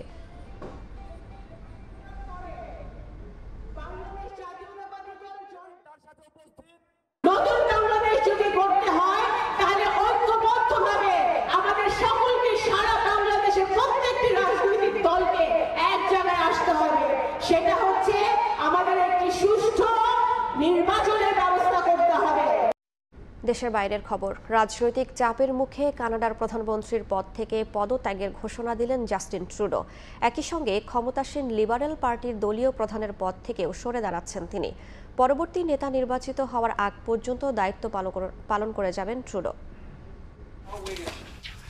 জল্পনা কল্পনার অবসান ঘটালেন জাস্টিন ট্রুডো নিজেই। ঘোষণা দিলেন কানাডার প্রধানমন্ত্রী পদ থেকে পদত্যাগের, সরে যাবেন ক্ষমতাসীন লিবারেল পার্টির দলীয় প্রধানের পদ থেকেও। I intend to resign as party leader, as prime minister, after the party selects its next leader through a robust, nationwide, competitive process. সোমবার বাংলাদেশ সময় রাত 10টার কিছু পর নিজ বাসভবন রিডো কটেজের সামনে সংবাদ সম্মেলন করেন ট্রুডো। পদত্যাগের ঘোষণা দিলেও পরবর্তী নেতা নির্বাচিত হওয়ার আগ পর্যন্ত দায়িত্ব পালন করে যাবেন বলে জানান তিনি। সংবাদ সম্মেলনে ট্রুডো বলেন, পরিবারের সঙ্গে দীর্ঘ আলোচনার পর এই সিদ্ধান্ত নিয়েছেন তিনি। তার সফলতার পেছনে পরিবারের ভূমিকা আছে বলেও দাবি করেন ট্রুডো। দীর্ঘদিন ধরে লিবারেল পার্টির নেতা হিসেবে দায়িত্ব পালন করছেন জাস্টিন ট্রুডো। 2013 সালে দলটির নেতা হিসেবে দায়িত্ব গ্রহণের পর 2015 সালে কানাডার প্রধানমন্ত্রী নির্বাচিত হন তিনি। দীর্ঘ 9 বছর ধরে দায়িত্ব পালন করে আসছেন ট্রুডো। তবে সাম্প্রতিক সময়ে তার জনপ্রিয়তা অনেকটাই কমে যায়। নানা সমালোচনার মুখে পড়েন তিনি। নবনির্বাচিত মার্কিন প্রেসিডেন্ট ডোনাল্ড ট্রাম্পের বাড়তি শুল্ক আরোপের হুঁশিয়ারির পর ট্রুডো সরকারের উপর আরও চাপ সৃষ্টি হয়। বিরোধীদের পাশাপাশি তার নিজ দলের মধ্য থেকে ওঠে পদত্যাগের দাবি। অবশেষে সেই ঘোষণায় দিলেন জাস্টিন ট্রুডো। রাহনুল রানা, সময় সংবাদ। যুক্তরাষ্ট্রের প্রেসিডেন্ট নির্বাচনে রিপাবলিকান প্রার্থী ডোনাল্ড ট্রাম্পকে আনুষ্ঠানিকভাবে বিজয়ী ঘোষণা করেছে মার্কিন কংগ্রেস। সোমবার দেশটির পার্লামেন্ট ভবন ক্যাপিটল হিলে পরবর্তী মার্কিন প্রেসিডেন্ট হিসেবে ট্রাম্পকে স্বীকৃতি দেন আইন প্রণেতারা। গেল বছরের নভেম্বরে প্রেসিডেন্ট নির্বাচনে ট্রাম্প বিজয়ী হলেও প্রথা অনুযায়ী এটিই তার আনুষ্ঠানিক স্বীকৃতি। 20 জানুয়ারি ক্যাপিটল হিলে শপথের মধ্য দিয়ে মার্কিন ইতিহাসে ক্ষমতার মসনদে প্রত্যাবর্তন ঘটবে ট্রাম্পের। নিউ ইয়র্ক থেকে হাসানুজ্জামান সাকির রিপোর্ট। মার্কিন প্রেসিডেন্ট নির্বাচন অনুষ্ঠিত হয় গেল বছরের 5 নভেম্বর। ওই নির্বাচনে ভূমিধস বিজয় পায় রিপাবলিকান দল। ডেমোক্র্যাট প্রার্থী কমলা হ্যারিসকে হারিয়ে প্রেসিডেন্ট নির্বাচিত হন ডোনাল্ড ট্রাম্প। কিন্তু যুক্তরাষ্ট্রের নিয়ম অনুযায়ী নভেম্বরে নির্বাচন হলেও ফলাফলের আনুষ্ঠানিক ঘোষণা দেয়া হয় 6 জানুয়ারি। সোমবার ছিল সেই দিন। এদিন মার্কিন পার্লামেন্ট ভবন ক্যাপিটল হিলে আইন প্রণেতারা ট্রাম্পের বিজয়ের স্বীকৃতি দেন। কংগ্রেসের দেওয়া অনুমোদনে বলা হয় রিপাবলিকান পার্টি নির্বাচনে নিরঙ্কুশভাবে বিজয়ী হয়েছে এবং ডোনাল্ড ট্রাম্প যুক্তরাষ্ট্রের পরবর্তী প্রেসিডেন্ট হিসেবে যোগ্য। কংগ্রেসের এই স্বীকৃতির ফলে এখন ট্রাম্প ও তার দল রিপাবলিকান পার্টি সরকার গঠনের আনুষ্ঠানিক অনুমোদন পেল। 2020 সালে এই ট্রাম্পকেই হারিয়েছিলেন বর্তমান প্রেসিডেন্ট জো বাইডেন। কিন্তু 2021 সালের 6 জানুয়ারি কংগ্রেসের অনুমোদনের দিনেই মার্কিন ক্যাপিটল হিলে সশস্ত্র হামলা চালিয়ে ফলাফল পাল্টে ফেলার চেষ্টা করেন ট্রাম্প সমর্থকরা। নজিরবিহীন ওই হামলায় আইন শৃঙ্খলা রক্ষাকারী বাহিনীর সদস্য সহ বহু হতাহতের ঘটনা ঘটে। তবে এবার ট্রাম্পের বিজয়ের পর বাইডেন কমলা প্রশাসন শান্তিপূর্ণ ক্ষমতা হস্তান্তরে সব ধরনের ব্যবস্থা গ্রহণের কথা জানান। আগামী 20 জানুয়ারি দ্বিতীয়বারের মতো প্রেসিডেন্ট হিসেবে শপথ নেবেন ডোনাল্ড ট্রাম্প। হাসানুজ্জামান সাকি, সময় সংবাদ, যুক্তরাষ্ট্র। তীব্র তুষার ঝড়ের কবলে যুক্তরাষ্ট্রের 30টি অঙ্গরাজ্য। ঝড়ের কবলে পড়ে এরই মধ্যে সড়ক দুর্ঘটনায় কানসাসে 2 জন ও মিজৌরিতে 3 জন নিহত হয়েছেন। পরিস্থিতি খারাপ বিবেচনা করে বন্ধ ঘোষণা করা হয়েছে সব শিক্ষা প্রতিষ্ঠান। বাতিল হয়েছে কয়েক হাজার ফ্লাইট। ক্ষয়ক্ষতি এড়াতে সবাইকে ঘরের বাইরে বের না হওয়ার নির্দেশ দিয়েছে দেশটির কর্তৃপক্ষ। হাসানুজ্জামান সাকির রিপোর্টে বিস্তারিত। যেদিকে চোখ যায় শুধুই শুভ্র তুষার। রাস্তাঘাট, বাড়িঘর, গাছপালা সবকিছুই ঢেকে গেছে সাদা বরফের চাদরে। তীব্র শীতে বিপর্যস্ত যুক্তরাষ্ট্র। দেশটির উপর দিয়ে বয়ে যাচ্ছে ভয়াবহ এক তুষার ঝড়। মার্কিন আবহাওয়া দফতর জানায়, দেশটির মধ্যাঞ্চল থেকে পূর্ব উপকূল পর্যন্ত 30টি অঙ্গরাজ্যের 6 কোটির বেশি বাসিন্দা আবহাওয়া সতর্কতার আওতায় রয়েছেন। 7টি অঙ্গরাজ্যে জারি করা হয়েছে জরুরি অবস্থা। আবহাওয়াবিদদের মতে 1 দশকের বেশি সময়ের মধ্যে সবচেয়ে ভারী তুষারপাত ও সর্বনিম্ন তাপমাত্রার কারণ হতে পারে এই তুষারপাত। এরই মধ্যে বাতিল হয়েছে হাজার হাজার ফ্লাইট। বন্ধ ঘোষণা করা হয়েছে স্কুল, কলেজ সহ সব ধরনের শিক্ষা প্রতিষ্ঠান। ক্ষয়ক্ষতি এড়াতে বন্ধ রাখা হয়েছে প্রধান সড়ক। তবুও ঝড়ের কবলে পড়ে সড়ক দুর্ঘটনায় কানসাসে 2 জন ও মিজৌরিতে 3 জনের মৃত্যু হয়েছে। সোমবার মার্কিন আবহাওয়া বিভাগ জানায়, ওয়াশিংটন ডিসিতে 16 ইঞ্চি পর্যন্ত তুষারপাত হতে পারে। এদিকে তুষার ঝড়ের কবলে পড়ে বিদ্যুৎ বিচ্ছিন্ন হয়ে পড়েছে প্রায় 3.5 লাখের বেশি বাড়ি ও ব্যবসা প্রতিষ্ঠান। এতে চরম ভোগান্তিতে বাসিন্দারা। অন্যদিকে তুষার ঝড়ের মধ্যেই বরফের বল দিয়ে খেলায় মেতেছেন ওয়াশিংটন ডিসির বাসিন্দারা। তীব্র ঠান্ডার মধ্যেই একে অপরের দিকে বল ছুড়ে তুষারপাত উপভোগ করছেন তারা। বড়দের পাশাপাশি এই খেলায় অংশ নেয় ছোটরাও। বাদ যায়নি পোষা কুকুরও। হাসানুজ্জামান সাকি, সময় সংবাদ, যুক্তরাষ্ট্র। তীব্র তুষারপাতের পর এবার বন্যার কবলে যুক্তরাজ্য। ভারী বৃষ্টি ও বরফ গলে দেখা দিয়েছে বন্যা। ডুবে গেছে রাস্তাঘাট, ব্যাহত হচ্ছে গাড়ি ও রেল চলাচল। জারি করা হয়েছে জরুরি সতর্কতা। প্রায় 150টিরও বেশি জায়গায় বন্যা হওয়ার আশঙ্কা করছে দেশটির আবহাওয়া দফতর। তীব্র তুষারপাত ও বৃষ্টিতে বিপর্যস্ত যুক্তরাজ্য। শীতকালীন আবহাওয়ার এমন রূপ পরিবর্তনে নাজেহাল ব্রিটেনের বাসিন্দারা। সোমবার সকাল থেকে শুরু হওয়া টানা বৃষ্টিতে মানুষের ভোগান্তি বেড়েছে কয়েক গুণ। বরফ গলে বন্যা দেখা দেওয়ায় ডুবে গেছে রাস্তাঘাট ও রেল লাইন। বাতিল হয়েছে বেশ কয়েকটি ট্রেনের শিডিউল। এটি খুবই ভয়ঙ্কর আবহাওয়া। আমি একজনের থেকে জ্যাকেট ধার নিয়েছি, একজনের ছাতা উড়ে গেছে। এই পরিস্থিতির জন্য তৈরি হতে হবে আমাদের। আমার মতে পুরো বিশ্বের আবহাওয়ায় উল্টে পাল্টে গেছে। এমন ঝোড়ো হাওয়া আমি আশা করিনি। ট্রেন ছাড়ছে না, আমাদের অনেক অসুবিধা হচ্ছে। বন্যায় লন্ডন ছাড়াও ডুবে গেছে দেশটির দক্ষিণ পূর্বাঞ্চলের বেশ কয়েকটি এলাকা। দ্রুত পানি বাড়ায় বন্ধ হয়ে গেছে আশপাশের সড়ক। এতে বিচ্ছিন্ন হয়ে গেছে ওই এলাকাগুলোর সঙ্গে সব যোগাযোগ। এর আগে 150টিরও বেশি জায়গায় বন্যার আশঙ্কা করে সতর্কতা জারি করে দেশটির আবহাওয়া দফতর। এদিকে ভারী তুষারপাতের কারণে বিপাকে পড়েছেন যুক্তরাজ্যের উত্তরাঞ্চলের বাসিন্দারাও। সাদা বরফের আস্তরণে ঢেকে গেছে মহাসড়ক সহ শহরের রাস্তাঘাট। ম্যানচেস্টার বিমানবন্দর বন্ধ করে দেওয়ায় ভোগান্তিতে পড়েছেন অনেক যাত্রী। রাস্তাঘাট পিচ্ছিল হয়ে যাওয়ায় অনেকেই দুর্ঘটনার শিকার হচ্ছেন। অন্তরা সেন, সময় সংবাদ। ব্রিক্স জোটের পূর্ণ সদস্য হিসেবে যোগ দিয়েছে ইন্দোনেশিয়া। সোমবার এক বিবৃতিতে এ ঘোষণা দিয়েছে ব্রাজিল। জোটের সদস্য দেশগুলো সর্বসম্মতভাবে ইন্দোনেশিয়ার অন্তর্ভুক্তি অনুমোদন করেছে বলে জানায় দেশটি। ব্রাজিল এক বিবৃতিতে আরও জানায়, ব্রিক্সে যোগ দেওয়ার জন্য ইন্দোনেশিয়ার আবেদন 2023 সালেই অনুমোদিত হয়। গেল বছর অক্টোবরে দেশটির নবনির্বাচিত প্রেসিডেন্ট পাব্লো সুবিয়ান্তোর দায়িত্ব গ্রহণের পর আনুষ্ঠানিকভাবে জোটে যোগ দেওয়ার সিদ্ধান্ত নেওয়া হয়। ইন্দোনেশিয়া সহ আরও 9টি দেশ এই জোটের সদস্য হিসেবে অন্তর্ভুক্ত রয়েছে।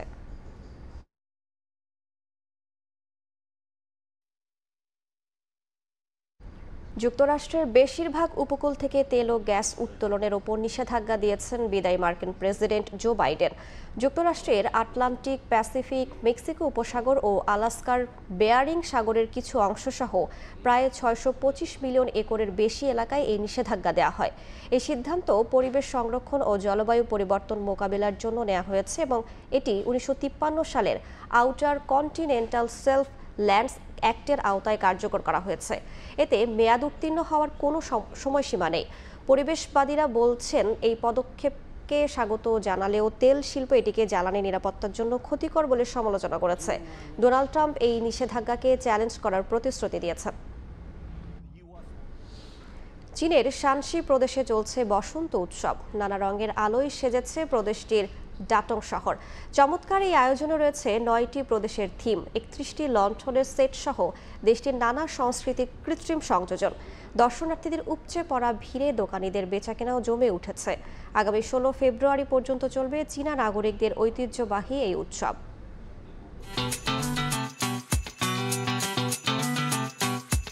চীনের উত্তরাঞ্চলের শানসি প্রদেশের প্রাচীন শহর ডাটং আলোকিত হয়েছে নানা রঙের আলোয়। বসন্ত উৎসবে নানা রং ও আকৃতির লণ্ঠনে সেজেছে শহরটি। অন্ধকার রাতের শোভা বাড়াতে এর সাজসজ্জা উপভোগ করেন আগত দর্শনার্থীরা। বিভিন্ন ধরনের লাইট শো আর বাদ্যযন্ত্রের আয়োজনে মুগ্ধতা ছড়িয়ে পড়ে চারপাশে। বাহারি খাবারের পসরা সাজিয়ে বসেন দোকানিরা, বেচাকেনাও চলে বেশ।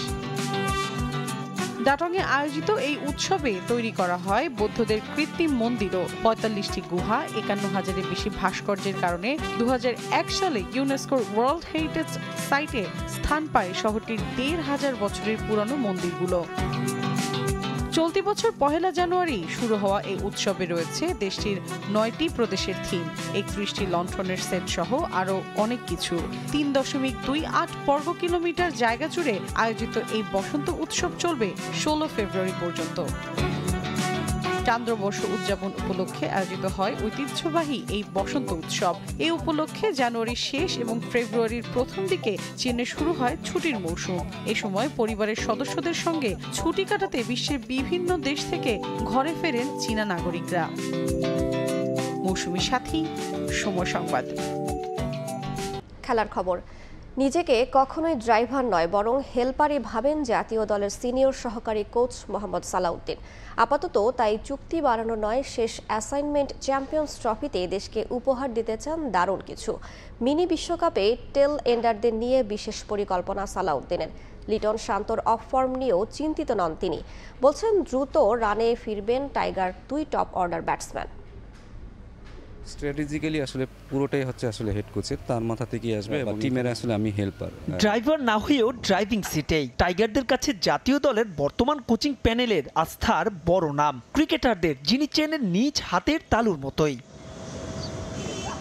2024-এর গড়পড়তা বছরের সবশেষ সিরিজে টাইগারদের ব্যাটে স্বস্তি যতটুকু তার নেপথ্যের অনুঘটকদের একজন সালাউদ্দিন। আসন্ন চ্যাম্পিয়ন্স ট্রফি নিয়ে দুশ্চিন্তার ঈশান কোণে যতটুকু মেঘ তা সরানোর গুরু দায়িত্ব তাঁর কাঁধেই। সাম্প্রতিক সময়ে বাংলাদেশের ব্যাটিং অ্যাপ্রোচ নিয়ে প্রশ্ন উঠেছে অনেক, তবে ইতিবাচক সালাউদ্দিন। ছেলেদের মেন্টাল সাইডটা কিছুটা ডেভেলপ করছে, সেটাই পুরো সিরিজে আমার কাছে মনে হয় এটাই ভালো লাগছে যে তাদের অ্যাপ্রোচটা অনেক চেঞ্জ হয়েছে। কোন উইকেটে কোন ধরনের শর্টস খেলতে হবে সেই জিনিসগুলো যত তাড়াতাড়ি আসলে ইন্টারন্যাশনাল লেভেলে আমরা রপ্ত করতে পারবো তত আমাদের জন্য বেটার পারফরমেন্স করা সুবিধা হবে। বিসিবির সঙ্গে চুক্তি অনুযায়ী চ্যাম্পিয়ন্স ট্রফি আপাতত শেষ সালাউদ্দিনের। গুঞ্জন আছে টুর্নামেন্ট শেষে তাকে হেড কোচ বানাতে চায় ক্রিকেট বোর্ড, তবে সেসব নিয়ে আপাতত ভাবেন না তিনি। বড় স্বপ্ন দেখেন মিনি বিশ্বকাপ খ্যাত এই টুর্নামেন্ট নিয়েই। এখন আর ওই যুগ নাই যে আমরা ভালো খেলার জন্য যাব, কারণ আমার মনে হয় যে আমাদের এখন থেকে এই চিন্তা ভাবনা চেঞ্জ করতে হবে। আমাদের আসলে ভালো করতে হবে এবং আমাদের ওই স্টেজ চলে আসছে যে আসলে আমাদের এখন পারফরমেন্স ডেলিভারি করা। তবে সেখানে দুশ্চিন্তার নাম লিটন শান্তের অফ ফর্ম। সবশেষ সিরিজে রানে ছিলেন না এলকেডি, রানে নেই বিপিএলেও। শান্তর অবস্থাও অভিন্ন।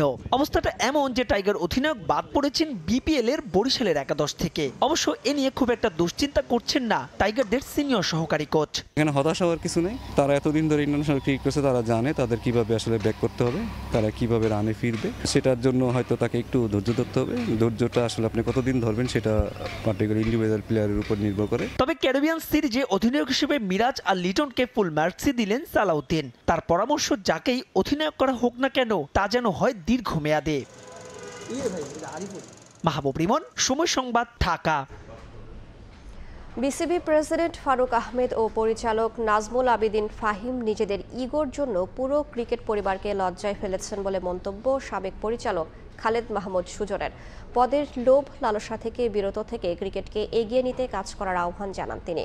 তবে 5 মাসেও বিসিবির স্ট্যান্ডিং কমিটি ঘোষণা করতে না পারা ফারুক আহমদের ব্যর্থতা বলেই মনে করেন সুজন। সিলেট থেকে তারেক হাসান শিমুলের রিপোর্ট। বিপিএল ছাপিয়ে ক্রিকেটে talk of the town Faruk Ahmed আর নাজমুল আবেদিন ফাহিম দ্বন্দ্ব। মাঠের বাইরে একের পর এক ঘটনায় টালমাটাল ক্রিকেট বোর্ড। বিসিবি কার্যালয়ে অনাকাঙ্ক্ষিত ঘটনার পর সভাপতি ফারুক আহমেদের সাথে পরিচালক নাজমুল আবেদিন ফাহিমের দ্বন্দ্ব প্রকাশ্যে আসায় সমালোচনার ঝড় বইছে।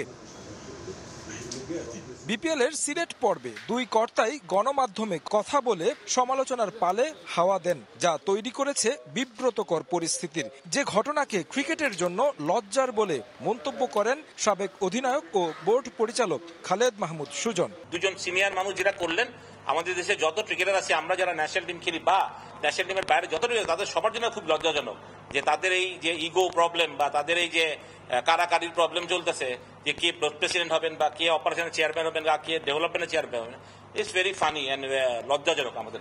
তবে মূল দায় নাজমুল আবেদিন ফাহিমের দিকে দিচ্ছেন খালেদ মাহমুদ। বিসিবির ক্ষমতা বন্টনে লাভ ক্ষতির হিসাব দেখছেন ফাহিমের আচরণে। আমি অপারেশন না পাইলে আমি কাজ করবো না, আমি পদ ত্যাগ করবো, এটা লোভ লালসা। জাস্ট আমার এই লোভ লালসা কেন ওনাদের মধ্যে আছে যে আমার টিকিট অপারেশন নিতে হবে কেন? আমি যদি অন্য কমিটির চেয়ারম্যান হবে আমি ওখানে সার্ভ করতে পারবো না কেন? If I am a person to serve here, তা আমার কেন থাকতে হবে যে না আমি ব্যথা পাবো কেন? উনি কি টিকিট অপারেশনের মাস্টার? একই সঙ্গে খোলাসা করেছেন কেন বিপিএল এ অধিনায়কত্ব করছেন না লিটন দাস। খুব দ্রুতই এই ডানহাতি ব্যাটার ফর্মে ফিরবেন বলেও প্রত্যাশা তার। আমি বলি যে ট্রেনিং সিরিয়াস হবে না, এটা মানসিক একটা ব্যাপার থাকে। লিটনের ব্যাট কথা বললে ঢাকা ক্যাপিটালসকে আমার মনে হয় এত চিন্তা করতে হবে জয় করার জন্য। তাই বিলিভ যে Liton will come back to his form very soon. Rangpur রাইডার্সের বিপক্ষে ম্যাচ দিয়ে সিলেট পর্ব শুরু করবে ঢাকা ক্যাপিটালস। তারেক হাসান শিমুল, সময় সংবাদ, সিলেট। এবারের বিপিএল আসরে এখন পর্যন্ত জয়ের দেখা পায়নি ঢাকা ক্যাপিটালস। সিলেট পর্বে ঘুরে দাঁড়াতে চায় দলটি। সেরে নিয়েছেন অনুশীলন। শক্তিশালী প্রতিপক্ষ রংপুর রাইডার্সকে হারিয়ে খুশি করতে চায় শাকিব খান ও ঢাকার সমর্থকদের। ম্যাচ শুরু আজ দুপুর 1টায় দিগেন সিংহের ছবিতে জয়ন্ত কুমার দাসের ম্যাচ প্রিভিউ। একের পর এক হার, তাও থেমে থাকার দল নয় শাকিব খানের ঢাকা ক্যাপিটালস। তাই তো সিলেট পর্বে ম্যাচের আগের দিন ঝালিয়ে নিলেন নিজেদের। ব্যাটে রান নেই, মাঠে ছন্দে ফিরতে পারছেন না লিটন। তাই এদিন অনুশীলনে ছিল ওপেনারের বাড়তি মনোযোগ। এবারের বিপিএল এর ড্রাফট থেকে দল পাননি মোসাদ্দেক হোসেন সৈকত। তার হতাশাকে আশায় রূপান্তর করেছে ঢাকা ক্যাপিটালস। দলে ভিড়েই সিলেট পর্বের জন্য প্রস্তুত হয়েছেন নিজের সেরাটা দেয়ার। রংপুরের বিপক্ষে ভালো কিছু করার প্রত্যাশা তার। এটা অবশ্যই হতাশাজনক আমার জন্য, এবং ওই সময়টাতে আমি সামনে যে খেলাগুলো ছিল সেগুলোর উপরে ফোকাস করতেছিলাম। আসলে ওই হোপটা ছিল যে হয়তো একটা অপরচুনিটি আসতে পারে, সেটা যখন আসছে তখন অবশ্যই ভালো লাগতেছে, এবং একটা অপরচুনিটি নতুন করে আবার ভালো খেলার এবং ভালো খেলার সুযোগ এখানে যদি থাকে, এখানে ভালো খেলতে পারলে অবশ্যই সামনে ভালো সুযোগ আসবে। ঢাকা পর্বে বিপিএল মোটেও ভালো যায়নি শাকিব খানের দলে। ব্যাটিংয়ে লক্ষ্য করা গেছে বিশেষ দুর্বলতা, বোলিংটাও হয়নি আশানুরূপ। সেই আক্ষেপ চায়ের দেশে ঘুচানোর লক্ষ্য তিসারা পেরেরাদের। আমরাও আশা করি যে সিলেট থেকে আমরা জয়টা শুরু করব। আর টিম হিসাবে এখন খুবই ভালো জায়গায় আছি আমরা। সো আমরা যদি এই জায়গা থেকে জিততে পারি তাহলে আমরা আশা করি রেস্ট অফ টুর্নামেন্টে ভালো খেলবো। নানা কারণেই বিপিএল শুরুর আগে থেকেই আলোচনায় ঢাকা ক্যাপিটালস। দলের টানা ব্যর্থতার পরও দর্শকদের আগ্রহে এতটুকু ভাটা নেই ফ্রাঞ্চাইজিটি ঘিরে। এবার তার প্রতিদান দিতে চায় ঢাকা। নো ডাউট আমাদের টিম অনেক স্ট্রং। তামিম, লিটন, ভালো প্লেয়ার আছে। আসলে সাব্বির আমরা খেলাতে পারিনি because of the combination. Training এ সাব্বির অনুপস্থিত ছিল। সেকেন্ড এবং থার্ড ম্যাচের আগের দিন সে প্র্যাকটিসে আসে নাই, এবং যার জন্য এটা একটা টিম ডিসিপ্লিনের কারণও বলতে পারেন যে এই রিজনেই তাকে খেলানো হয় না, অথবা থার্ড ম্যাচটা স্পেশালি। আমরা আশা করি যে কালকের ম্যাচ থেকে আমরা খেলাতে পারবো, এবং হি প্লেইজ বেস্ট। ওর এক্সপিরিয়েন্স প্লেয়ার আমাদের দরকার একটা মাঝখানে, যেটা আমাদের সবচেয়ে ভোগাচ্ছে আমাদের মিডল অর্ডার ব্যাটিং এ। ঢাকার লক্ষ্য জয়ে ফেরা, তবে ছেড়ে কথা বলার পাত্র নয় রংপুর। তাছাড়া দু দলের প্রথম ম্যাচ ঘিরে তৈরি হয়েছিল বাড়তি উত্তাপ। তাই ঢাকার জন্য ম্যাচটা প্রতিশোধের। জয়ন্ত কুমার দাস, সময় সংবাদ, সিলেট। এদিকে দিনের দ্বিতীয় ম্যাচে সিলেট স্ট্রাইকার্সের মুখোমুখি হবে ফরচুন বরিশাল। ম্যাচ শুরু হবে সন্ধ্যা 6:30টায়। 3 ম্যাচে 2 জয়ে পয়েন্ট টেবিলে 3-এ রয়েছে বরিশাল। সিলেট পর্বেও শুভ সূচনা করেছে ডিফেন্ডিং চ্যাম্পিয়নরা। সিলেট স্ট্রাইকার্সকে হারিয়ে টেবিলে 2 নম্বরে ওঠার সুযোগ রয়েছে তামিম ইকবালের দলের সামনে। দেশি বিদেশি তারকাদের নিয়ে শিরোপা ধরে রাখার মিশনে এগিয়ে যেতে চায় ফরচুন বরিশাল। এদিকে গতবারের মতো এই আসরেও ধুঁকছে সিলেট স্ট্রাইকার্স। 2 ম্যাচের 2টিতেই হেরে পয়েন্ট টেবিলের তলানির দিকে রয়েছে তারা। হোম গ্রাউন্ডেও প্রথম ম্যাচে দর্শকদের হতাশ করেছে তারা। 200-র বেশি রান করেও হেরেছে আরিফুল হকের দল। জাকের আলী, জাকির হাসান ও তানজিম সাকিবের মতো জাতীয় দলের তারকাদের নিয়ে ঘুরে দাঁড়ানোর আশায় স্ট্রাইকার্স।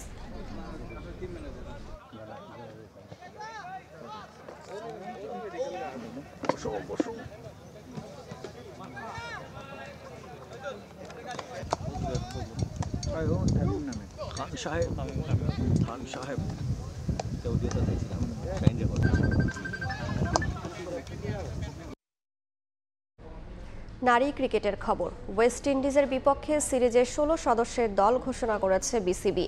দল থেকে বাদ পড়েছেন পেসার জাহানারা আলম। প্রথমবারের মতো ওয়েস্ট ইন্ডিজের বিপক্ষে সিরিজ খেলতে যাচ্ছে বাংলাদেশ নারী ক্রিকেট দল। 3 ম্যাচের ওয়ানডে ও একটি টি20 সিরিজ খেলবে টাইগ্রেস বাহিনী। নিগার সুলতানা জ্যোতির নেতৃত্বে দলে আছেন স্বর্ণা, মুর্শিদা, সুপ্তা, সোভানা মোস্তারি, লতা মণ্ডল, ফাহিমা, ফারিহা, তৃষ্ণারা।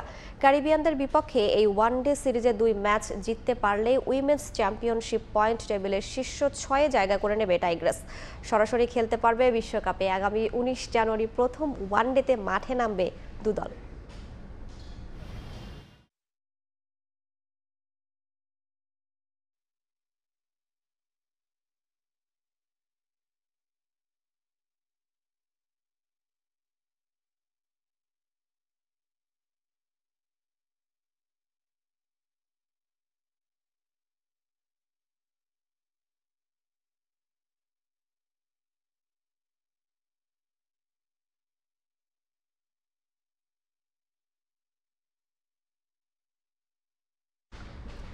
এবারে ফুটবল। ফেডারেশন কাপ ফুটবলে আজ বছরের প্রথম আবাহনী মোহামেডান দ্বৈরথ। কুমিল্লায় উত্তাপ ছড়াচ্ছে 2 চিরপ্রতিদ্বন্দ্বীর এ লড়াই। ফ্র্যাঞ্চাইজি পদ্ধতির এই আসরে জয় দিয়ে কোয়ালিফায়ার্সের পথে এগিয়ে থাকার লক্ষ্য দু দলের। কুমিল্লায় হাই ভোল্টেজ এই ম্যাচ শুরু হবে বেলা 2:30 সারা দেশে জেকে বসেছে তীব্র শীত। সিলেটে উত্তাপ ছড়াচ্ছে বাংলাদেশ প্রিমিয়ার লিগ ক্রিকেট। ধুমধারাক্কা ক্রিকেটের মাঝেই এবার ফুটবল উন্মাদনা কুমিল্লায়। বছরের প্রথম আবাহনী মোহামেডান লড়াইয়ের অপেক্ষায় কুমিল্লার শহীদ ধীরেন্দ্রনাথ দত্ত স্টেডিয়াম। 2 চিরপ্রতিদ্বন্দ্বীর লড়াইয়ের আগের সে তেজ না থাকলেও ঐতিহ্যবাহী দুদল আবাহনী মোহামেডান নাম শুনলেই যে মাঠের টানে ছুটে আসেন ফুটবল পাগল সমর্থকরা। এবারের মৌসুমে ফেডারেশন কাপে ঢাকা আবাহনী খেলেছে মোটে 1 ম্যাচ। চট্টগ্রাম আবাহনীকে 3-0 গোলে হারানোর ম্যাচে গোল করেন সুমন, ইব্রাহিম ও ইয়াসিন। 3 পয়েন্ট নিয়ে বি গ্রুপে টেবিলের 3-এ আছে আকাশী নীল। গ্রুপে মোহামেডান ছাড়াও তাদের সামনে আছে আরও 2 ম্যাচ, ফর্টিস ও রহমতগঞ্জ। এবারের ফেডারেশন কাপ হবে আইপিএল ও বিপিএল এর আদলে। সেমিফাইনালের পরিবর্তে 2 গ্রুপের চ্যাম্পিয়ন ও রানার্স আপ দল খেলবে কোয়ালিফায়ার্স ও এলিমিনেটর ম্যাচ। তাই মোহামেডানের বিপক্ষে ম্যাচটা আসরে টিকে থাকার লড়াই ঢাকা আবাহনীর কাছে। আমরা যেমন জেতার জন্য আসি, আমাদের বিপক্ষ দলও জেতার জন্যই আসে মাঠে। তো আমাদের যে প্ল্যানিং আছে, তো আমাদের ওই প্ল্যানিং অনুযায়ী যদি আমরা মাঠে খেলতে পারি, ইনশাল্লাহ আমরা ভালো একটা পজিটিভ রেজাল্টের আশা করছি। প্রতিপক্ষ মোহামেডান এই মৌসুমে রীতিমতো উঠছে। প্রিমিয়ার লিগ ফুটবলে 6 ম্যাচের 6টিতেই জয়ে 18 পয়েন্ট নিয়ে শীর্ষে আছে তারা। ফেডারেশন কাপের শুরুতে রহমতগঞ্জের কাছে হারলেও চট্টগ্রাম আবাহনীকে 6-0 গোলে বিধ্বস্ত করে ঘুরে দাঁড়িয়েছে সাদা কালো জার্সিধারীরা। আবাহনীর বিপক্ষে অপ্রতিরোধ যাত্রা ধরে রেখে কোয়ালিফায়ার্সের পথে এগিয়ে যেতে চায় মোহামেডান। একটা ম্যাচ মোহামেডান আবাহনী, এটা একটা ঐতিহ্যবাহী একটা লড়াই। খেলা আসলে কে জিতবে এটা বলা মুশকিল। তারপরেও আমরা চেষ্টা থাকবে আমাদের জয়ের জন্য মাঠে আমরা যাব। গেল 14 ডিসেম্বর বাংলাদেশ প্রিমিয়ার লিগ ফুটবলে দু দলের সবশেষ ঢাকা ডার্বিতে মোহামেডানের কাছে 1-0 গোলে হেরেছিল আবাহনী। পারভিন আক্তার, সময় সংবাদ। এ পর্যায়ে শীর্ষ সংবাদগুলো জানিয়ে দিচ্ছি আরেকবার। অবশেষে চিকিৎসার জন্য বিদেশ যাচ্ছেন বেগম খালেদা জিয়া। কাতার আমিরের পাঠানো এয়ার অ্যাম্বুলেন্সে আজ লন্ডন যাবেন বিএনপি চেয়ারপারসন। রিসিভ করবেন ছেলে তারেক রহমান। নির্বাচনী হলফনামায় দাখিল করা আয়ের সঙ্গে মিল থাকে না বাস্তবের মিথ্যা তথ্য দিয়েও পার পান অসৎ প্রার্থী। সুশাসন নিশ্চিতে শাস্তিমূলক ব্যবস্থা নেয়ার তাগিদ। এবং রাজনৈতিক চাপের মুখে পদত্যাগের ঘোষণা কানাডার প্রধানমন্ত্রী জাস্টিন ট্রুডোর। দলের পরবর্তী নেতা নির্বাচিত হওয়ার আগ পর্যন্ত করবেন দায়িত্ব পালন।